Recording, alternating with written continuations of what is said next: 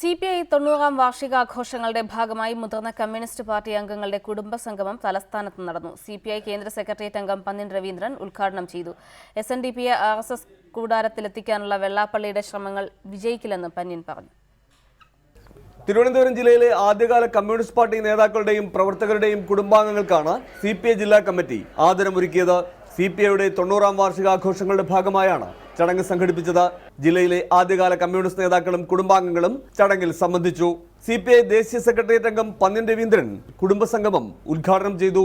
SNDPയുടെ ലക്ഷക്കണക്കിന് പ്രവർത്തകരെ RSS കൂടാരത്തിലെത്തിക്കാനുള്ള വെള്ളാപ്പള്ളി നടേശന്റെ ശ്രമം വിജയിക്കില്ലെന്ന് പന്ന്യൻ അഭിപ്രായപ്പെട്ടു.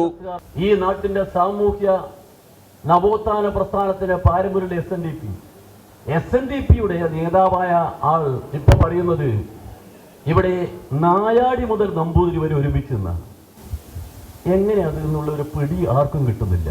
ഒരു വർഷം നീണ്ടു നിൽക്കുന്ന പരിപാടികളാണ് പാർട്ടിയുടെ 90-ാം വാർഷികത്തോടനുബന്ധിച്ച് CPI സംഘടിപ്പിച്ചിട്ടുള്ളത്.